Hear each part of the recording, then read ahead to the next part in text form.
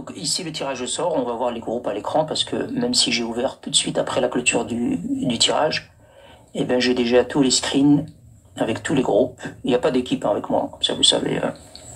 J'ai pas une équipe autour de moi qui me fait les screens, mais ils sont tous prêts. Il y en a plus ou moins une quinzaine ou une vingtaine. Donc comme ça, on va en parler ensemble petit à petit. Donc vous avez vu les tirages, il y a 6 groupes de 4 équipes.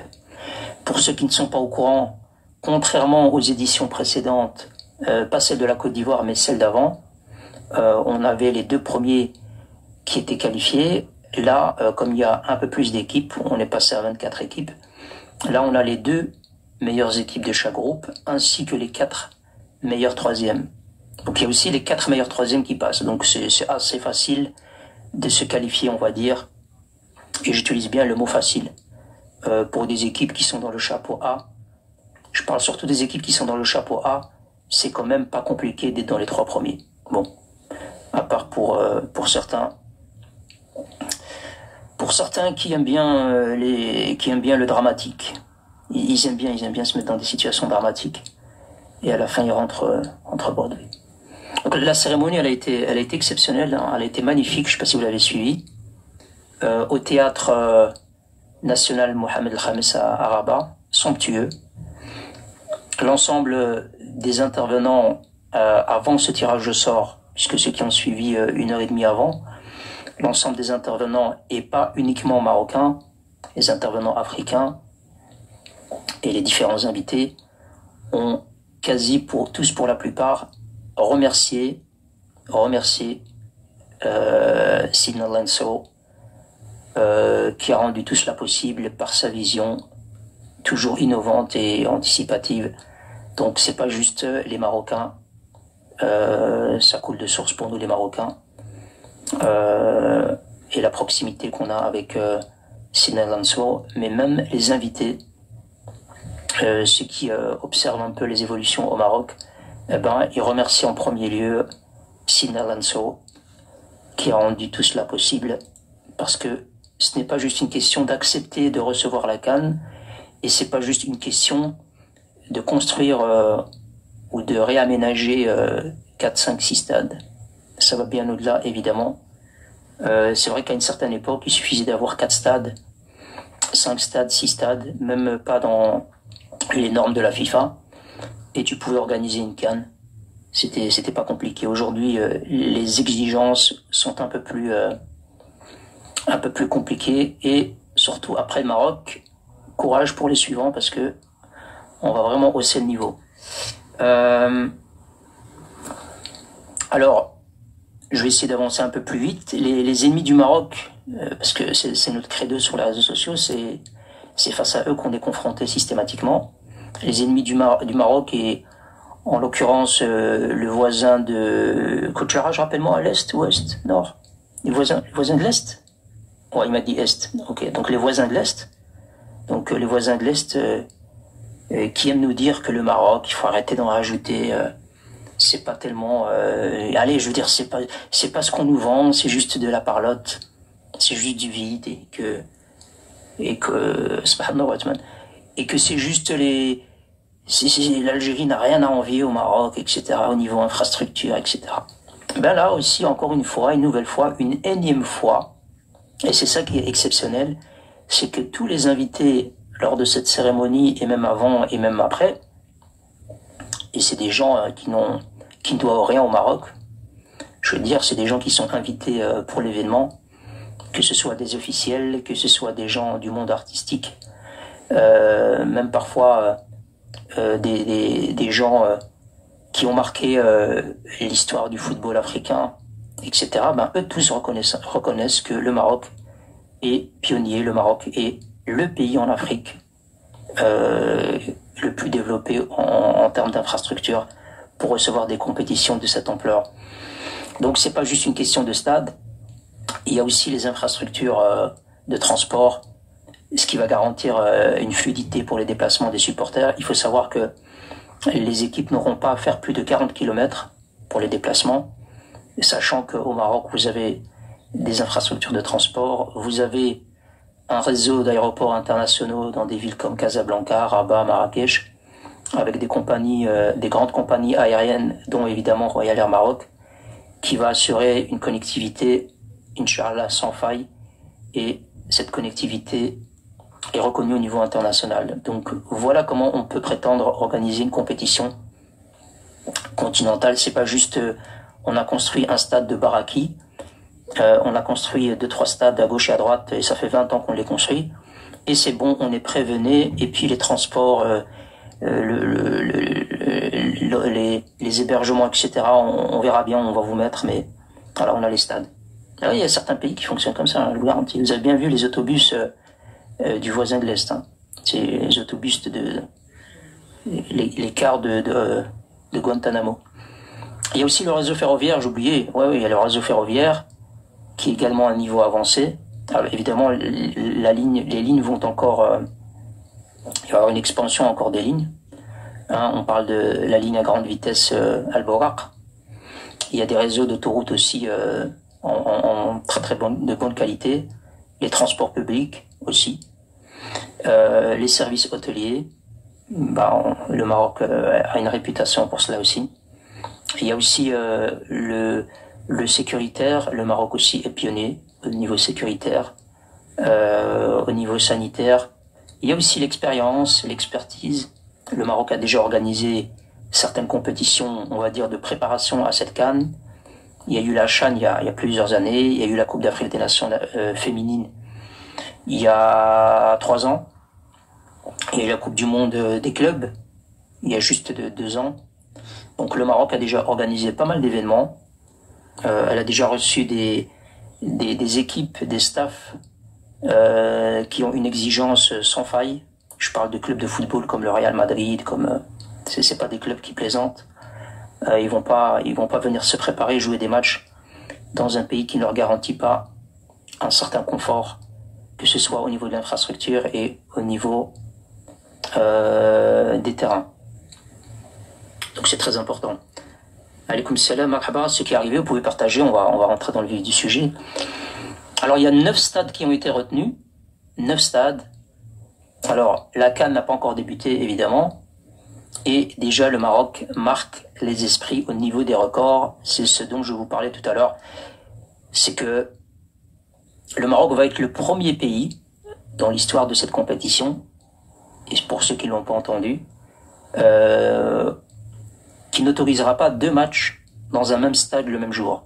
On avait l'habitude parfois, on voyait un match de football qui se jouait à 14h, et on voyait déjà des supporters avec des drapeaux qui n'avaient rien à voir avec la rencontre qui allait démarrer. Pourquoi? Parce que ces gens-là étaient là pour attendre la rencontre suivante qui se jouait après celle-là. Au Maroc, ce ne sera pas possible. Au Maroc, il n'y aura qu'un match, dans un stade. Vous savez bien, on l'a bien vu, hein, je crois que c'était toutes les éditions précédentes, je les ai quasi toutes regardées. Enfin, je passe pas jusqu'à leur création évidemment, mais de notre vivant, toutes les éditions précédentes, les terrains étaient dans un état lamentable quand on arrivait déjà au quart, demi, surtout demi-finale, surtout demi-finale, finale, ça ressemblait plus à rien les terrains.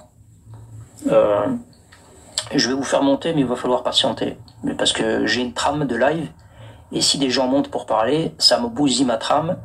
Et ce que je m'apprêtais à dire par rapport à cette CAN, sa structure, son organisation, passe à la trappe. Parce qu'il y a des gens qui vont vouloir monter, parler.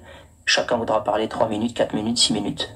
Donc je termine ma trame d'information. Et après, Inch'Allah, tout le monde sera le bienvenu pour donner son avis. Donc je disais, c'est très, très, très important. Donc cette nouveauté de proposer 9 stades, donc pour permettre aux jardiniers, pour permettre au staff des infrastructures, donc on va dire d'entretenir les pelouses et de préparer les rencontres suivantes. Donc c'est très important. Alors dans les stades, on a Araba, on a le stade Moulay Abdallah, on a le stade Moulay Hassan, on a le stade olympique de Rabat et le stade El Barid. Il y a le stade de Casablanca, donc le stade Mohamed El Khamis. À Gadir, on a le stade Adrar. Tanger, ben, on a le stade Ibn Battuta. Marrakech, ben, on a le stade de Marrakech. Et le stade de Fès. Il faut savoir que les stades seront tous modernes et répondront tous aux normes de la FIFA.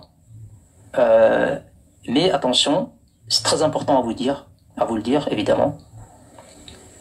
Parce que moi, je connais des voisins à l'Est qui brûlent de jalousie, surtout ce soir, et qui vont rire en disant c'est ça les stades de la Coupe du Monde. Non. Il y a des stades qui ont été renouvelés au niveau infrastructure, mais il y a des stades où il n'y a pas encore eu de renouvellement d'infrastructure en profondeur. Donc les stades, certains stades, la plupart même, vont être améliorés pour 2030, mais après la CAN. C'est très important à dire. Hein. Donc quand vous allez voir certains stades, ne pensez pas que les stades sont terminés. Évidemment, il ne va pas y avoir des grues et des chantiers pendant la CAN, hein, on s'est compris. Mais il va y avoir, les stades vont être fermés à nouveau quelques temps après la CAN, et il va y avoir de nouveaux travaux dans certains stades. Donc c'est très important au niveau architecture. Le stade par exemple Moulay Abdallah, le stade Moulay Abdallah de Rabat, ça va être un des stades les plus intelligents du monde. Alors vous allez me dire, c'est quoi ça, un stade les plus intelligents du monde? Ben écoutez, il va y avoir du réseau Wi-Fi qui va couvrir tous les sièges. Donc tous les sièges du stade vont avoir, les téléspectateurs, donc les supporters vont avoir accès au Wi-Fi sur chaque siège. Il va y avoir plus de 800 caméras de surveillance, largement au-dessus des normes FIFA. Il va y avoir des portails intelligents à l'entrée des stades qui permettent de remplir le stade en moins d'1 heure. Donc en moins d'1 heure, le stade pourra être rempli.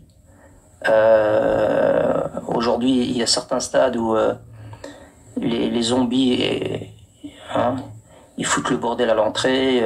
On a bien vu les images chez les voisins de l'Est. Mais là, tu pourras attendre 1 heure avant le match, même, si tu le souhaites, et faire entrer les gens en moins d'1 heure avec des portails intelligents. Il va y avoir 40 emplacements pour les positionnements de caméras de diffusion. Et ce stade-là, qui va être, franchement, moi j'ai vu un peu les caractéristiques de ce stade-là, il va être magnifique. Et il va être inauguré en mars déjà 2025, donc d'ici quelques mois. Et ce sera justement pour le match de qualification à la Coupe du Monde de l'équipe nationale du Maroc. Donc c'est très important. Voilà, parce que vous savez, parfois vous voyez des pays à côté, ils construisent des stades, vous avez une pelouse, des tribunes, et ils nous montrent rien d'autre. On voit rien. Moi, je voudrais bien qu'ils nous montrent un peu les centres d'entraînement, les infrastructures d'accès, ce qui est autour du stade. Quels sont les... ici, quand je vous parle de réseau Wi-Fi couvrant chaque siège, des caméras de surveillance, des emplacements des caméras, des portails intelligents, des salles de conférence de presse avec des moyens technologiques. C'est ça que je vous demande de regarder, de voir. C'est ça qu'on vous demande. On vous demande pas de nous montrer des tribunes et une pelouse. Il y en a dans tous les pays du monde. Alors le stade de Fès, par exemple, lui va connaître des gros travaux après la CAN. Donc comme ça vous savez. Donc par exemple pendant la CAN, le stade de Fès que vous allez voir n'a absolument rien à voir avec le stade que vous allez voir pour 2030.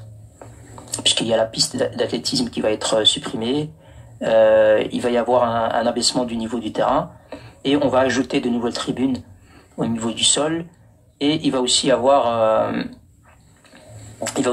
l'installation d'un toit. Donc il y aura un nouveau toit qui va couvrir le stade. Donc c'est très important de vous dire que beaucoup de stades vont être, les travaux vont se poursuivre après la CAN. Il y a le stade de Tanger, modernisé, qui, vous le savez, déjà en travaux. Donc il va aussi avoir des accès comme la Wi-Fi et le 5G. Il va y avoir, les façades du stade vont être équipées de LED. Vous allez voir ce que ça donne quand les stades se jouent en soirée. Donc ça va être assez exceptionnel au niveau animation. Et alors, il y a une chose aussi qu'on n'a jamais vue durant les éditions précédentes. C'est pour ça, les voisins de l'ouest, nord, sud, partout où vous voulez, là, coach Larage. C'est pour ça qu'on vous dit souvent, il faut arrêter de nous faire des vidéos en nous disant, on a 3 stades, on a 4 stades, on a 6 stades, on a 8 stades, on comprend pas l'Arja, la CAF, pourquoi ils complotent contre l'Algérie, ils sont jaloux contre nous. C'est pas ça. C'est tout ça là dont je vous parle. C'est là ce que je vous parle là, ce dont je vous parlais là maintenant. C'est ça qu'on exige de vous que vous n'avez pas en fait. Donc il faut savoir que le Maroc, elle va attribuer un camp de base pour chaque équipe participante avec un hôtel de luxe et deux terrains d'entraînement. Puisque par le passé, toutes les éditions, hein, je vous dis, hein, pas une ou deux ou quelques, non, toutes les éditions, c'est une exclusivité. Toutes les éditions de la CAN précédente, c'était courant de voir 2 équipes dans un même camp d'hébergement. C'était courant. Il y avait parfois 2 équipes qui logeaient dans le même hôtel. Il y avait parfois 2 équipes qui devaient se partager un même terrain d'entraînement. C'est-à-dire, il y avait une équipe qui s'entraînait à 14h et il y en a une qui débarquait à 18h sur un même terrain d'entraînement. Là, non. Là, le Maroc, elle va vraiment attribuer un camp de base avec hôtel de luxe et 2 terrains d'entraînement pour chaque équipe. Donc il n'y aura pas de bousculade, et en fait l'attribution de ces terrains-là et de ces installations, elles vont être effectuées donc avec un tirage au sort. Hein, sinon on va encore entendre parler de complot contre notre équipe, ils ont comploté contre nous, etc. Évidemment, on ne va pas l'entendre de 2 équipes, hein, on va l'entendre que d'une équipe. Hein, vous savez très bien d'où ça vient. Hein. C'est le voisin de l'Est, comme dirait l'autre là. Et je vous avais dit ça tout à l'heure, hein, je vous avais dit que les déplacements, il n'y aura pas de longs déplacements. Oui, j'ai vu le tirage, on va en parler tout de suite. Il n'y aura pas de longs déplacements, donc les déplacements, ce sera maximum 40 km. Et alors, les villes d'hébergement qui ont été choisies, comme ça je vous le dis, vous allez voir. Alors, si certaines villes n'apparaissent pas, encore une fois, c'est pour une question de transport, c'est pour une question de fluidité, et c'est pour ne pas éprouver et fatiguer les différents staffs et équipes. Ça a été étudié en fait. Donc, les différentes villes qui vont accueillir les équipes, donc on a Agadir, El Hoceima, Casablanca, El Jadida, Essaouira, Fès, Ifrane, l'Araïch. Oh, l'Araïch, qu'est-ce qui se passe? Qu'est-ce qu'il y a? Vous croyez quoi? L'Araïch aussi. Marrakech, Nador, très content, Nador aussi. Ouarzazate, Rabat, Tarzaout, Tanger, Tétouan, Saïdia. Voilà, ça c'est toutes les villes qui vont accueillir les délégations. Donc c'était important de vous le spécifier. Alors, on va rentrer dans le vif du sujet parce que j'ai pas préparé ce live pour vous donner des infos que peut-être beaucoup connaissent déjà. Mais on va parler aussi du tirage au sort, les amis. C'est très très important de parler du tirage au sort. Le tirage au sort, le tirage au sort, le tirage au sort. On va commencer par le meilleur des groupes. On va commencer par le meilleur des groupes. Pourquoi est-ce que ton commentaire est bizarre ça? Alors Maroc, Mali, Zambie et les Comores. Alors évidemment, la Zambie on les a joués récemment. Le Mali c'est costaud hein, par contre. Le Mali c'est costaud. Le Mali pour la petite, je vais aller regarder, je vais vous dire ça tout de suite. Le Mali c'est un gros morceau. Hein. C'est pas le genre d'équipe. C'est pas le genre d'équipe. Attendez, hein, hop, Mali. C'est pas une équipe facile du tout. Alors, je vais vous montrer.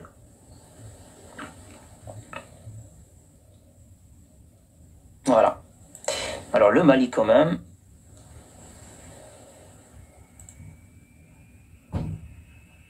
Hop.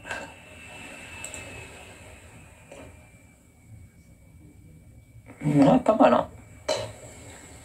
Ouais, il est 51e au classement FIFA. Bon, ça dépend un peu en fait de équipe très très jeune, moyenne d'âge 25 ans, ce qui est quand même jeune. Et il y a des joueurs de clubs importants. Hein. Vous avez des joueurs qui jouent à Tottenham, le milieu défensif Bissouma. Vous avez Bilal Touré qui joue à Stuttgart. Vous avez des joueurs qui jouent à Salzbourg. Voilà, il y a des joueurs d'un certain level quand même dans cette équipe-là, qui ont une belle valeur marchande sur le marché des transferts. Donc c'est pas une équipe une équipe en plus qui n'encaisse pas beaucoup, il me semble. Donc mais franchement, comme ça on est correct et honnête.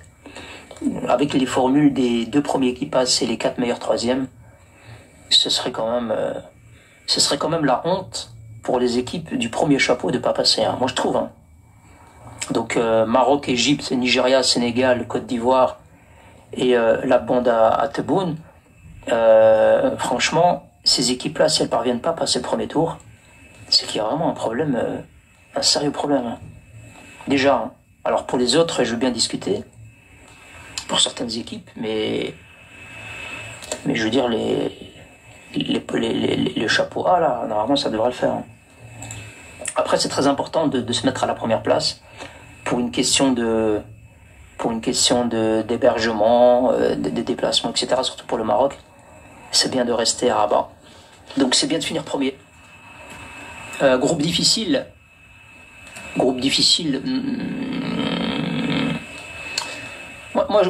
En réalité, toutes les équipes, il faut les affronter. Toutes les équipes ont des qualités. Toutes les équipes vont jouer sans complexe. C'est fini les époques des 6-7-0 faciles, où tu avais beaucoup de joueurs amateurs. Bah ouais, il y a longtemps, vous aviez les équipes africaines. Beaucoup d'équipes étaient composées de beaucoup de joueurs semi-professionnels et amateurs. Donc c'était très très facile de les battre. Quand ils étaient confrontés. Aujourd'hui, non. Aujourd'hui, vous avez la Guinée équatoriale. Il y a beaucoup de joueurs qui jouent en championnat espagnol, portugais, etc. Donc, c'est des joueurs de football, quoi. Il faut y aller pour les battre, là. Il faut jouer à fond. Donc, ça va pas être simple, mais allez, on va pas exagérer les choses. Et si on sort pas du groupe, il faut pas espérer autre chose. Hein. Moi, je veux parler plutôt du Maroc. La qualité des joueurs du Maroc est largement supérieure à la plupart de ces équipes engagées. Il y en a 4-5 équipes qui sont composées de joueurs de gros calibre et qui sont capables de nous faire mal si on n'est pas dans notre jour. Et même si on est dans notre jour, ils pourraient vraiment nous faire du mal, puisqu'il y a quand même des joueurs d'un niveau quand même, hein, dans certaines sélections.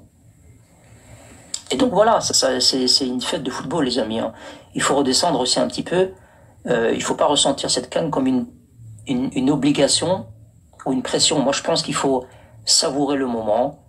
On reçoit une compétition continentale que beaucoup rêveraient de recevoir, que beaucoup n'ont pas eu. Donc c'est déjà une victoire de la recevoir. Et évidemment, après, le sportif, c'est du sport à Khouti. Les réussites du Maroc, elles sont déjà là, en fait. On n'est pas en train de chercher une réussite. On les a déjà acquises. Les réussites sont déjà acquises. Tout ce qui en découle après, c'est juste du bonus. Voilà. Après, tu organises pas une CAN pour être éliminé au premier tour, évidemment, ou au deuxième tour. Tu organises une CAN pour jouer les premiers rôles et aller la gagner. Évidemment. Hein, on va pas se cacher derrière l'arbre. Mais après, il faut pas qu'il y ait cette pression, cette pression que certains aussi essaient de transmettre. Ça sert à rien.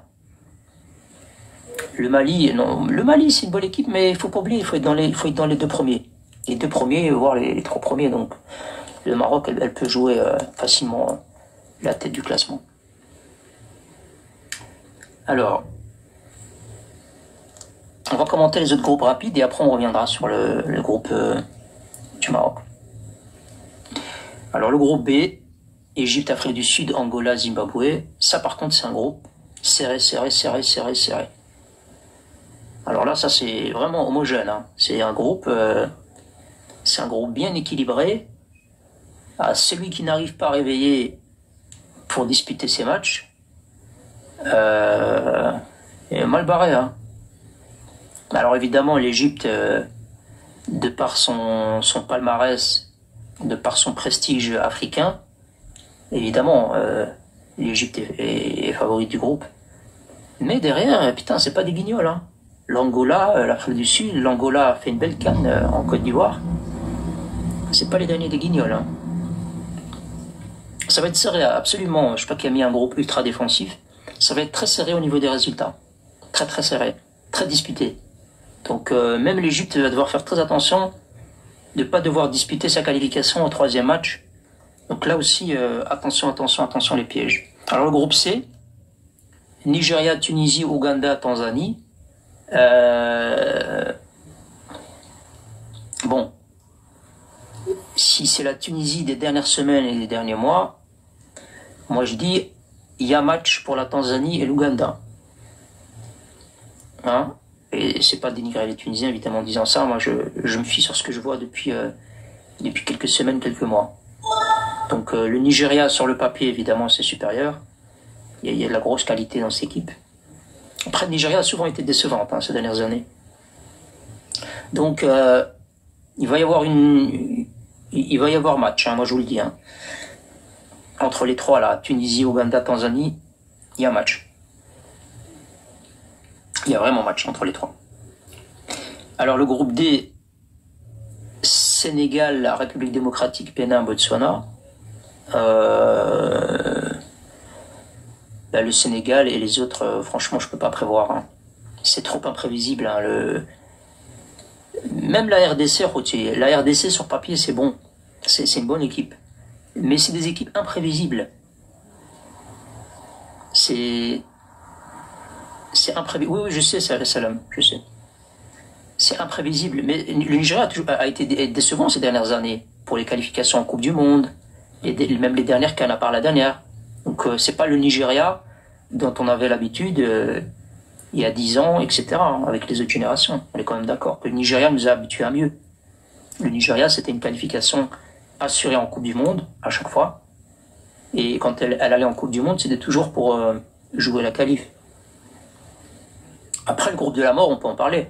Mais ici, dans ce groupe-là, à part le Sénégal, qui est une valeur sûre, oui, je sais, Neil Margabi, je sais, je vous parle des dernières années. Coupe du Monde, Routi, Nigeria.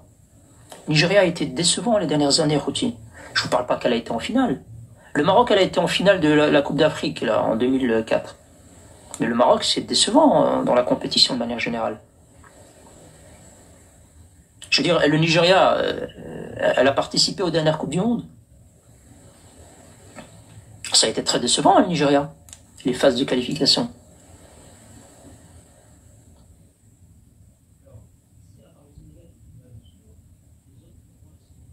Alors, ici, à part le Sénégal qui est une valeur sûre, les autres, pour moi, c'est imprévisible. Je vous garantis que c'est imprévisible. Même la RDC, c'est imprévisible. La RDC, c'est une équipe toujours intéressante sur le papier. Toujours, hein, vous trouvez 4-5 joueurs très très intéressants, même plus. Et c'est le genre d'équipe qui peut s'écrouler et te faire un zéro pointé parfois. Donc ça dépend un peu, c'est trop imprévisible comme équipe.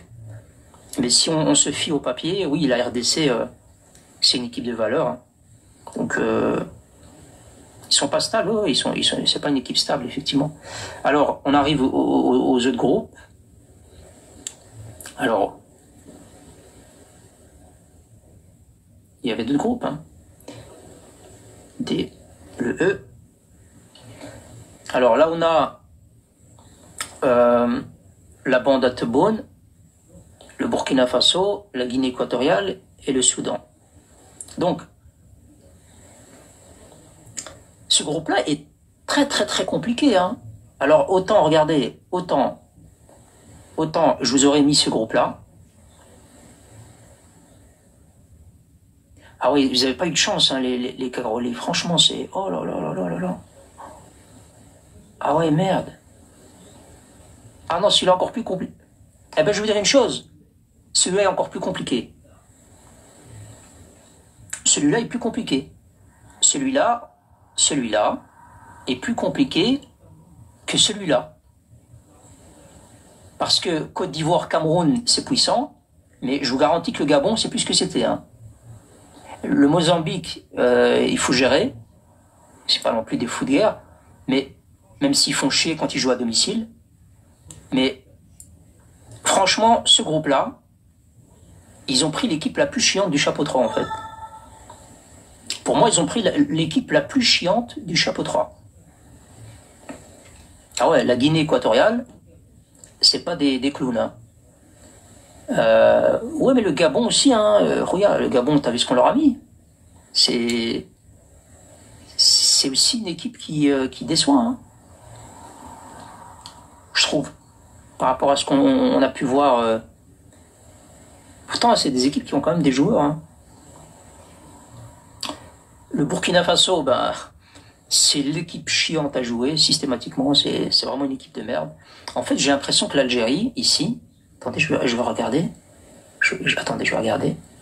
J'ai l'impression que l'Algérie, ils se sont ramassés dans Mali, Afrique du Sud, Tunisie, RDC. Ah ouais, ils se sont quand même ramassés dans leur gueule une des équipes les plus chiantes du chapeau 2 quand même. Ah ouais, parce que le Burkina Faso... Non, franchement, ils pourraient passer meilleur troisième au pire. Moi je vois bien... ça va être très serré en tout cas. Ça va être très très serré. Hein. Le Soudan aussi, attention. Hein. Et moi je vous dis pas... je vous dis pas que les Soudanais... c'est du bidon, hein. Mais je vous parle des équipes qu'on connaît tous, le Burkina Faso, la Guinée équatoriale, c'est des équipes qui vont jouer la qualif. Hein. C'est pas des équipes qui vont arriver et se dire on est content d'être là. Donc tu verras Brahim, rappelle-toi, Burkina, premier du groupe. Mais je dis pas la brigade, je dis pas l'inverse. Hein. Évidemment, le Burkina pourrait être premier. Pour moi, ce serait pas une surprise que le Burkina Faso soit premier. Ce serait pas une surprise que la Guinée équatoriale soit première. Ce serait pas une surprise pour moi de voir Burkina Faso 1, Guinée 2, Guinée équatoriale 2 et l'Algérie jouer sa vie au troisième match. Bon, ce serait pas une surprise. Ce serait pas un choc. Ouais, je veux dire, on connaît hein, maintenant la Guinée équatoriale depuis quelques années. Hein, on sait ce que ça vaut. Hein. Et l'Algérie, ça dépend en fait. Ça va dépendre, en fait, l'Algérie, ça va dépendre si Tebboune et Chinguereha, ils les emmènent à la mosquée pour leur dire allez, il faut absolument gagner contre le Maroc. On joue chez eux et qu'ils leur mettent une pression militarisée. Ouais, ils vont être éliminés, derniers du groupe. Par contre, s'ils les laissent tranquilles, s'ils leur disent Khatene, si ça, le sport, on le laisse aux sportifs, il y a moyen. Tu vois, de ne pas leur mettre une pression de vas-y à la guerre, vas-y, va battre le Maroc et reviens. S'ils lui mettent une pression pareille, l'Algérie, elle va revenir les valises vides. Hein. Mais c'est ça votre problème, j'arrête pas de vous le dire. Depuis que Chinguereha, il a touché la coupe là, la coupe arabe là, c'est fini. Il a tout ruiné. Depuis qu'il a mis sa main dessus, il a tout fracassé. Donc il faudrait que Chinguereha, il s'occupe de ses pampers, que Tebboune, il s'occupe de son dessalement d'eau. Et je pense que l'Algérie, elle n'a pas une équipe dégueulasse. Elle n'a pas une équipe dégueulasse, allez, s'il vous plaît, elle n'a pas une équipe dégueulasse. Ryan Aït-Nouri, Wolverhampton, Wolverhampton, c'est pas des clowns, hein. Je veux bien parler de politique et vous dire que je les supporte pas, mais d'un point de vue purement footballistique, Aït-Nouri, 23 ans, Wolverhampton, énorme valeur marchande, c'est un joueur de grosse qualité. Amoura, qui a joué à l'Union Saint-Gilloise en Belgique, donc je pense que je le connais mieux que personne. Il a été transféré à Wolfsburg, belle valeur marchande, très bon joueur, encore très jeune aussi. Vous avez Amin Gouiri qui joue à Rennes, vous avez Ben Rahma qui joue à Lyon. Tout ça, c'est des joueurs, les gars, hein, qu'on le veuille ou pas. Hein. Qu'on ait envie ou qu'on n'ait pas envie, c'est des bons joueurs. Hein. Shaibi aussi, il me semble, lui joue à Francfort. Si je dis pas de bêtises, ouais, il joue à Francfort, lui. Et vous avez des petits jeunes qui débarquent. Hein. Vous avez Ibrahim Maza qui débarque, il me semble qu'il joue à l'Hertha BSC Berlin, il me semble, ouais. Riyad Mahrez, il pourrait, bon, 33 ans, il pourrait dépanner sur un. Franchement, moi, Riyad Mahrez, je prendrais, je le mettrais pas titulaire. Je le ferais rentrer à chaque fois 25 minutes, 30 minutes. Ouais. Ben Sebaini, Borussia Dortmund, plus à présenter. Zerouki, j'aime vraiment pas. Alors, il a un profit. Il joue pas au Feyenoord pour rien. Feyenoord, c'est pas the club en Europe, mais ça reste quand même un club qui a une reconnaissance, même au niveau historique. Mais moi, j'en passe profit de Zerouki, là. Il m'impressionne pas du tout. Après, vous avez des joueurs. Après, là, ça commence à être pas fameux, je veux dire. Enfin, ça commence à être moyen. Là, vous avez Zorgan qui joue à Charleroi. Vous avez des joueurs comme ça, moyen, qui sont pas très stables. Ou des joueurs qui se sont expatriés dans des championnats. Voilà. Tu as Attal, il a été, je me semble, ça Al-Sadd, je crois, il joue maintenant. Voilà, et le reste, c'est pas fameux. C'est pas des foudres de guerre, en fait. Surtout défensivement. Voilà, il y a des joueurs qui sont vieux, il fallait s'en débarrasser depuis un temps déjà. Bref. En tout cas, il y a 4, 5, 6 joueurs, qu'on le veuille ou pas, qu'on ait envie ou qu'on n'ait pas envie, c'est des joueurs de premier rang. Voilà. Mais pour gagner une CAN, il faut certainement pas 6-7 joueurs de premier rang. Il te faut un 11 solide. Il faut coordonner les efforts, arriver préparé, pas de blessure, avoir envie et que l'environnement autour soit propice à aller la chercher, la CAN. Voilà. Et j'espère qu'on va pas avoir des midlolls dans les tribunes qui vont venir encourager un pays qui veut diviser notre territoire et qui nous porte atteinte matin, après-midi, soir et qui lui ne mélange pas, qui lui mélange le sport et la politique. Donc Inch'Allah. Parce que ça serait vraiment catastrophique pour moi. Donc ça c'est le groupe de l'Algérie, et il me semble qu'il y avait un dernier groupe dont on n'a pas parlé, le groupe F, le dernier. Le groupe F, la Côte d'Ivoire, Cameroun, Gabon, Mozambique. Alors là, moi je dis au Mozambique, jouez à 11 derrière, enfin faites une ligne de 5, jouez qu'avec des défenseurs, parce que je vous dis, vous êtes foutus. Là, vous êtes foutus, les gars. Je sais pas si vous avez une chance même d'accrocher la 3e place. Donc, préparez un double bus. Mais pas le bus algérien, là. Préparez un vrai bus, avec des vraies roues, et mettez-le devant le goal, là, parce que je crois que la Côte d'Ivoire et le Cameroun, ils vont vous faire beaucoup de mal. Brahim lit le commentaire. Ne vends pas la peau de l'ours avant de l'avoir tué, Brahim. Absolument. Tu sais que la télé des Z n'a pas montré le tirage à la télé. Bien, je sais. Bien sûr, je sais, Rouya Abdel. Je sais qu'ils n'ont pas montré le tirage. T'as cru que je l'avais pas suivi, ça? En fait, je vais vous dire une chose. Le Maroc organise la Coupe du Monde 2030. L'Algérie se dit, merde, l'événement planétaire va être chez les voisins. Toutes les regards vont être dirigés vers le Maroc, ça va leur apporter une visibilité supplémentaire, un soft power encore qui va grandir. Merde. Et qu'est-ce qu'ils font, les généraux? Mais ils vont applaudir, ils vont dire ça va, ça suffit tout ça. En vérité, il faudrait qu'on profite du développement de ce pays pour... Non. Ils vont dire, nous aussi, on va faire un truc en 2030. Alors que personne n'est au courant. Hein. Alors, ils ont sorti projet 2030 stade. Alors, je sais pas pourquoi, hein. Il n'y a rien à organiser, il n'y a aucun événement, personne ne leur a rien confié, mais ils ont un projet 2030, construire des stades. Ouais. Et même chose, aujourd'hui, tirage au sort, j'étais en train de zapper, tirage au sort, tout le monde regarde le Maroc, Tout le monde est impatient de voir les groupes. Toute l'Afrique, les passionnés du ballon rond et au-delà sont braqués, le regard sont braqués vers le Maroc. Et les Algériens, vous savez ce qu'ils mettent? Ils te mettent tous des plateaux TV en direct pour parler de l'Mouloudia Tel Batata, parler de la performance de je ne sais quelle équipe de handball. On est en direct, l'événement est important, regardez-nous. Mais personne ne vous regarde, il y avait deux personnes. Il y avait deux personnes. Il y avait le présentateur et son invité. Il y avait personne d'autre qui regardait. Même les Algériens, ils ont zappé, ils veulent pas. Ils ont dit, mais non, mais non, mais non, mais non, on regarde pas ça. On n'a pas que ça à faire. Bah ouais, vous êtes isolés, les gars, et puis vous parlez le Maroc est isolé. Mais non, aujourd'hui, encore une fois, on vous a montré que vous étiez isolés et pas le Maroc. Comme tout, là.